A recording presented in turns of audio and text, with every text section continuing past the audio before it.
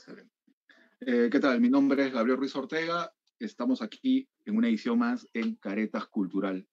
En esta ocasión nos acompaña el escritor Pedro Favarón, que acaba de publicar Ininigüe y el mundo puro de los seres eternos, que es este de acá, en una bonita edición en 6 barral, que contiene las ilustraciones de Chonon Bencho, que hay que hacer una precisión, es una destacada artista peruana y que es también esposa de Pedro Favarón. ¿Qué tal, Pedro? ¿Cómo estás? Bien, muchas gracias por el espacio que me abres con tanta generosidad. No, más bien generosidad de tu parte porque en verdad me ha gustado bastante Ininigüe. Ahora, antes de entrar en materia de Ininigüe, yo tengo que señalar de que yo empecé a ubicarte a ti de nombre como poeta, en ese sentido, fines de los 90, inicio del 2000, teníamos ahí amigos en común, ¿no? Y que me hablaban bastante, ¿no? De tu interés por la poesía, pero también de un interés creciente por todo lo que era la Amazonía, en ese sentido, ¿no? Ahora, lo que yo veo acá en Ininigüe es, pero creo que este es claro, es un canto a la Amazonía, pero es también, es un testimonio tuyo como escritor hacia la poesía. O sea, este es un libro que chorrea poesía por todos lados, o sea, eso en primer lugar. Luego vamos por la cuestión formal del libro. Sí, muchas gracias por lo que señalas. La verdad que me deja muy contento porque yo siento que todo lo que yo hago tiene algún aspecto poético, incluso en mis trabajos académicos. Yo metodológicamente apuesto por lo poético como la manera adecuada de traducir los saberes ancestrales indígenas, porque estos saberes se expresan poéticamente. Entonces, si los expresamos en el lenguaje técnico que prima hegemónicamente en las academias, resulta bastante pobre la traducción, ¿no? En ese sentido, por lo menos en ese sentido, me inspiro en la vocación traductora poética de José María Arguedas, que Ya. justamente cuando él habla que el quechua tiene un amor por el territorio que a él no le permitía el castellano académico, justamente él desarrolla un castellano andino muy poético para dar cuenta de este amor por el territorio, de este vínculo cósmico. Ahora, sí, es verdad, hay un testimonio, digamos, casi una arte poética en la reflexión del texto, en muchos sentidos. El primero de ellos es que yo concibo que lo poético no se da simplemente en la escritura de los versos, ¿no? O sea, cualquiera puede escribir versos y sin embargo no se da lo poético. Lo poético es una experiencia, a mi entender, que tiene que ver siempre con el encuentro de algo que va más allá de nosotros y del poeta como un vehiculizador, digamos, muy particular culturalmente, lingüísticamente contextualizado, pero un vehiculizador de algo que podría llamarse la voz del espíritu, digamos, ya sea del alma del territorio o del espíritu ya como trascendente. Y para mí la poesía que más me interesa es la que une esos aspectos inmanentes de lo sagrado con lo trascendente de lo sagrado. Para mí ahí se da la poesía que a mí más me conmueve, que a mí más me interesa.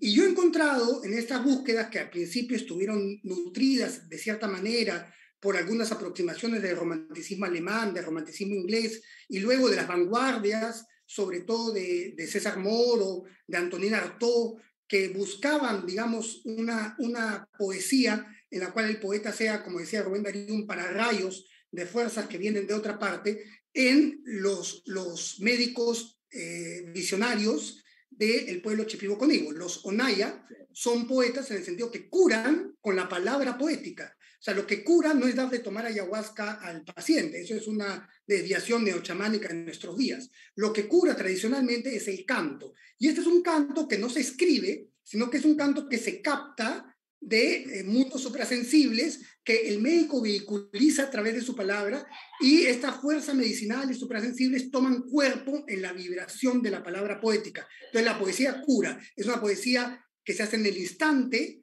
que responde al instante del proceso terapéutico, que da narrativamente cuenta de los desplazamientos espirituales del médico y es una palabra doblemente performática, porque narra pero a la vez ejecuta. Cuando el médico dice estoy limpiando, realmente está limpiando, ¿no? O sea, está haciendo una acción, es un verbo, plenamente un verbo, ¿no?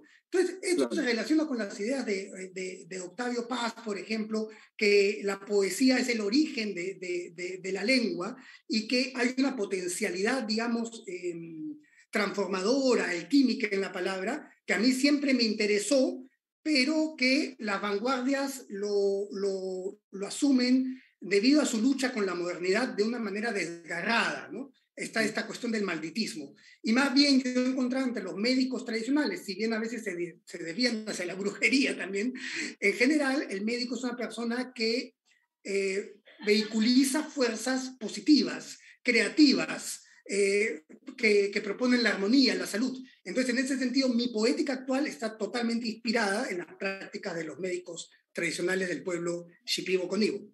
Claro, por ejemplo, en cuanto, digamos, a la cuestión de forma del libro, porque acá, digamos, hay un pequeño debate, ¿no? O sea, es un relato largo, es una novela corta.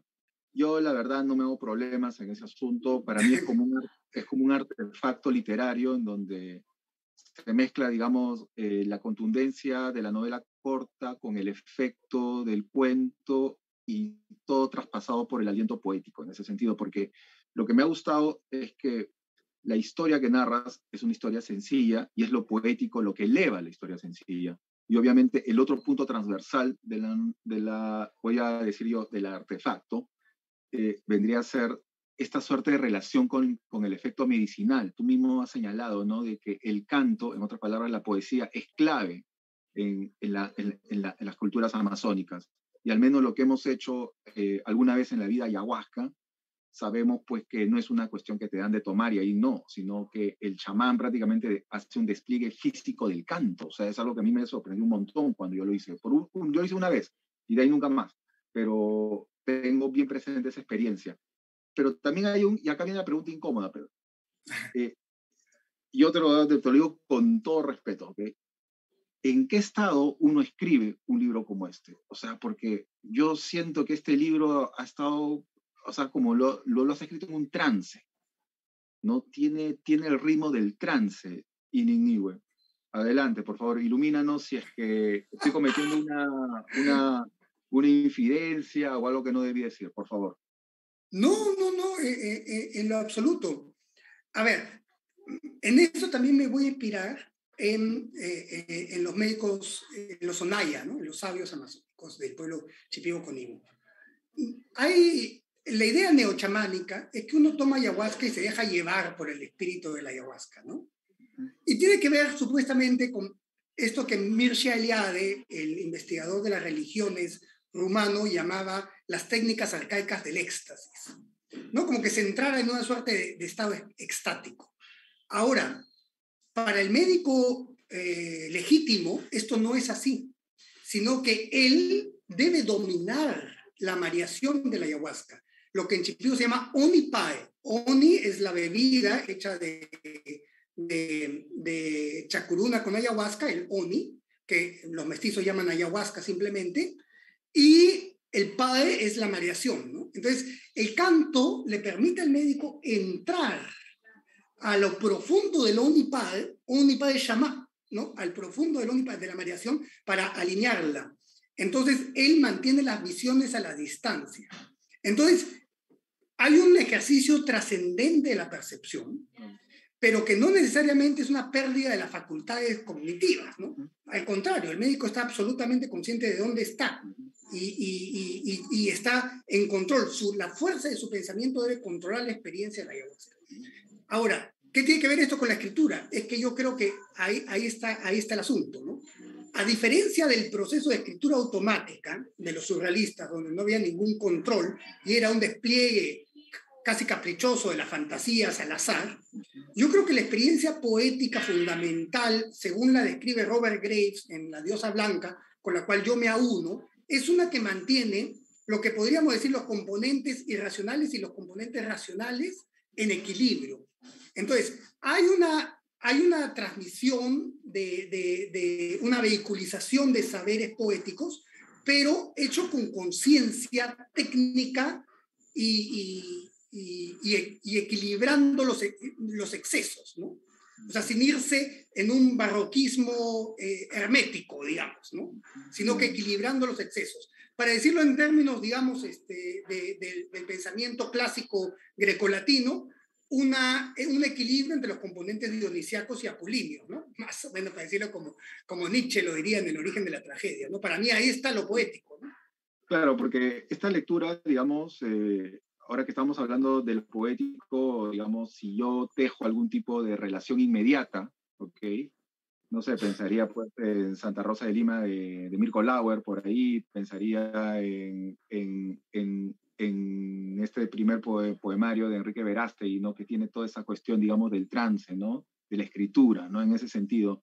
Ahora, hay un punto también acá, Pedro, que yo percibo también de Inenniwe y que me parece muy, muy pertinente porque se ajusta a un contexto mayor también. También Inenniwe también es una advertencia de lo que está pasando no solamente en la Amazonía, digamos, como espacio, ¿ok? Sino es una advertencia a lo más rico que tiene la Amazonía, que es su tradición cultural, esta tradición, digamos, oral, esta, digamos, poesía que acabamos de desglosar hace un momento, ¿no? Que contiene todo esto, porque obviamente Inigniwe se inspira definitivamente en esta riqueza, ¿no? Selvática, ¿no? Es también Inigniwe un llamado de atención fuerte hacia el atentado que se está haciendo contra la cultura amazónica. Es que, por supuesto que lo es. Ahora, lo que yo creo que es un poco más complejo es el asunto que hay una evidente parte de la presión modernizadora, de una modernidad hegemónica que se concibe a sí mismo como una aplanadora que quiere erradicar, digamos, el resto de culturas, que quiere homogenizarlo todo, y que esto viene digamos, la modernidad ilustrada, pero hoy, con la agenda globalista, toma nuevas dimensiones. A esto se le agregan los peligros de la depredación del territorio, pero también cuando uno implanta un sistema económico como el de la economía mercantil, eso transmuta todos los aspectos de la cultura, ¿no? No es simplemente un sistema económico por otro y la cultura sigue intacta, ¿no? Eso no es posible. Cuando tú transformas las relaciones con el espacio, los modos de producción, transformas todo el aparato cultural. Y es bien claro, digamos, que al haber menos caza, al haber menos pesca por la excesiva depredación, los pueblos indígenas son crecientemente dependientes del capital, del mercado, ¿no? Esto ha cambiado todo y en parte ha afectado las tradiciones orales. Por ejemplo, mi esposa me cuenta que cuando ella era niña, todavía sus abuelos contaban estas historias a la hora del almuerzo, a la hora de la comida. En las mañanas se reunían para recibir los consejos de los mayores. Hoy ya eso casi no se ve. Y eso que mi familia, dentro de todo, trata de practicar, digamos, o sea, hasta cierto punto son conservadores, ¿no? En términos indígenas, ¿no? No conservadores republicanos, ¿no? Sino conservadores en términos indígenas. Y sí, hay una creciente pérdida. A esto se suma que también la tradición de los cantos medicinales está cambiando porque el neochamanismo, digamos, toda esta búsqueda pseudo-mística, digamos, de afluente de turistas occidentales que vienen con dinero para tomar ayahuasca, también está afectando la propia medicina ancestral. Y la está afectando no porque la medicina ancestral no pueda cambiar, justamente la medicina ancestral es muy flexible, el pensamiento ancestral justamente es muy flexible. El problema es que esos cambios están sucediendo dentro de un aparato colonizador, digamos, ¿no? Entonces, ahí viene el problema.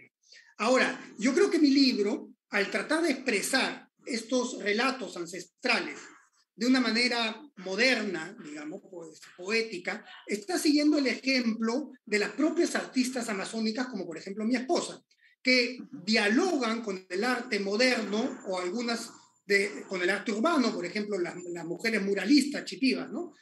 Con el espacio urbano, pero tratando de conservar sus raíces. Entonces, para mí el gran reto cultural de los pueblos indígenas es cómo participar de la modernidad sin perder del todo sus raíces ancestrales. Para eso es necesario que los relatos ancestrales sigan hablando a las personas de nuestro tiempo Y yo me he inspirado ahí, como digo al principio del libro, por ejemplo, en los animes japoneses, ¿no? Del estudio Ghibli, que presentan en la técnica del anime, que es una técnica moderna, temas muy actuales como puede ser la ecología, pero basadas en las tradiciones sintoístas de Japón. Entonces, un poco que ese es mi proceso también, ¿no? Tratar, inspirado tanto por la modernidad alternativa artística de Japón, como la modernidad alternativa o heterogénea de las propias mujeres Shipibo Konibo, ¿no? Es generar un arte que sea a la vez moderno, que pueda apelar al lector contemporáneo, sin perder las raíces y dando cuenta de cómo justamente estos saberes ancestrales de la oralidad pueden todavía seguirnos hablando y dando respuestas que conviene atender en la actual crisis civilizatoria, ecológica, espiritual y en múltiples sentidos, ¿no? Claro. Mira, tú has dicho algo, Pedro, o sea, que hay que subrayar, ¿no? Porque obviamente hay que cuidar estos saberes ancestrales, hay que cuidar esta riqueza que está, digamos, en peligro de extinguirse debido a este dominio civilizatorio, ¿no? Como bien has señalado. Pero, digamos, tú tienes control de esto, digamos, en, en un artefacto como tu libro, o sea, en tus ensayos también, o sea, tú tienes el control de ese discurso. Pero, ¿qué se supone que tendría que haber para que haya un control o una regulación? Porque está bien, o sea, la modernidad llega, pero eso no quiere decir, digamos, que desde que desaparezcan la riqueza, la tradición, en este caso de la Amazonía peruana, y en este caso de los Shipibo conivos. Obviamente, esto tú lo puedes hacer desde un punto de vista particular, pero quien debería, digamos, encargarse, digamos, de preservar esa riqueza cultural, ya vendrían ya a ser organismos mayores como el Ministerio de Cultura, en ese sentido. Y yo veo al Ministerio de Cultura, Pedro, verdaderamente, bueno, pues con un ministro que parece una bala perdida, ¿no? Defendiendo lo indefendible, concentrado en cuestiones más políticas, y uno dice, no, claro, tú tienes un control, pero el control mayor, el control oficial, digamos, el que tiene que ver por la protección de esta riqueza, y mi pregunta va, ¿cómo ves la función del Ministerio de Cultura en relación a este tema de la Amazonía peruana? Ya, lo que sucede ahí es que yo soy simpatizante desde muy joven de el pensamiento anárquico, ¿no? Entonces yo Me tengo, lo suponía, no, no sé por qué, pero me lo suponía, la verdad. tengo una profunda desconfianza hacia el aparato estatal. Porque el aparato estatal, como bien lo dice el fundador teórico del Estado moderno, Thomas Hobbes, nace con la espada, ¿no?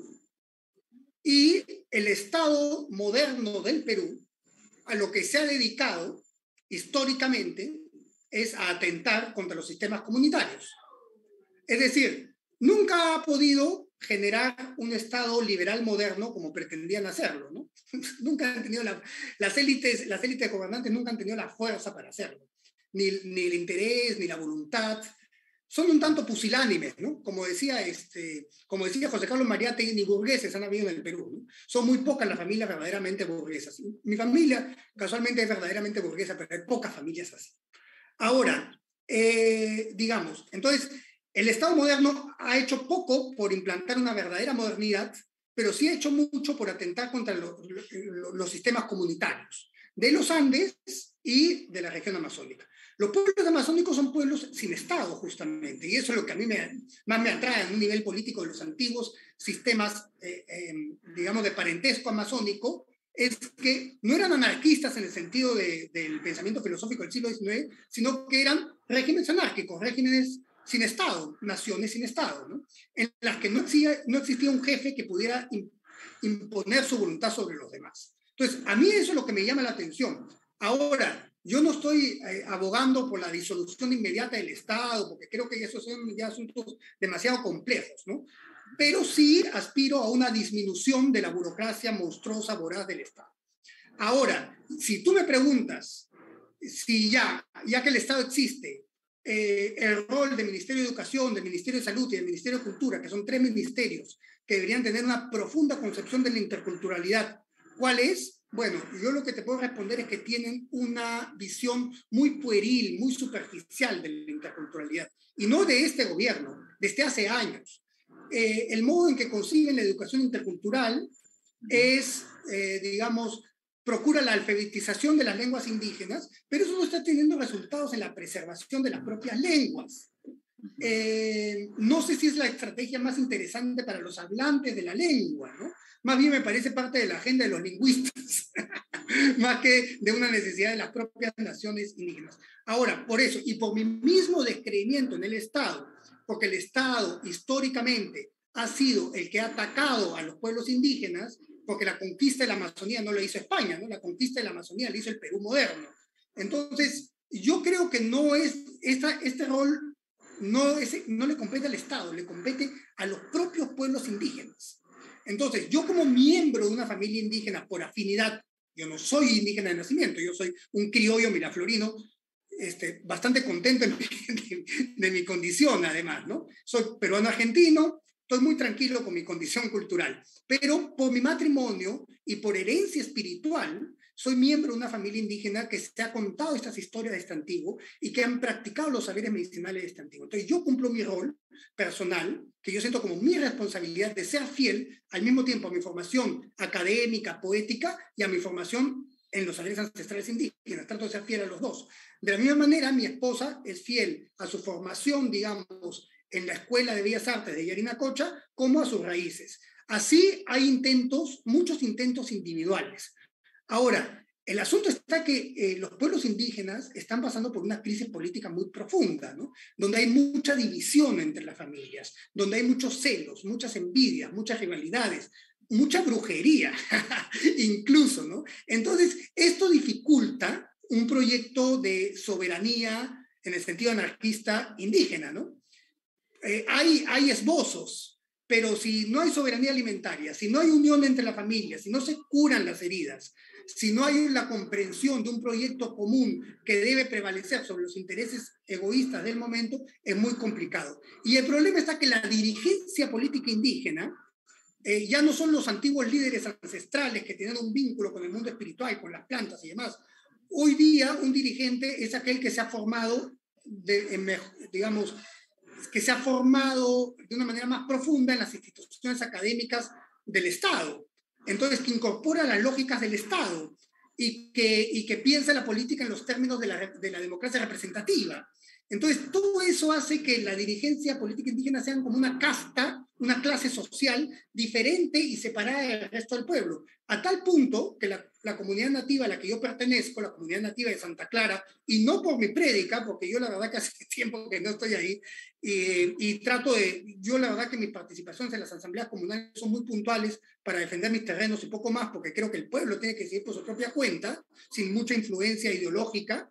Ellos mismos han decidido separarse de todas las federaciones y organizaciones indígenas, porque no les llega nada, pues no les llega nada de toda la economía que se mueve a partir de las ONGs, estados, mineras y demás.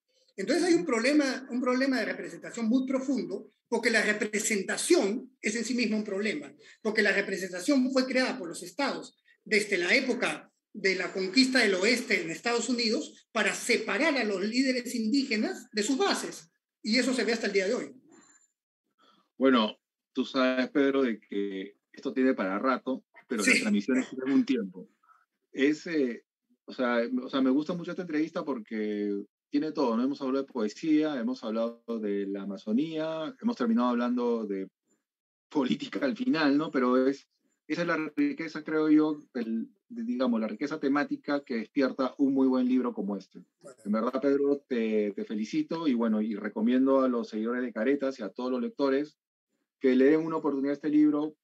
Creo que vale la pena leerlo y sobre todo tener una experiencia de lectura, pero también tener esa experiencia moral también, ¿no? De comprometernos por la protección en este caso, de la Amazonía peruana. Mi nombre es Gabriel Ruiz Ortega, ha estado con nosotros Pedro Favarón. Muchas gracias, Pedro. Muchas gracias, Gabriel.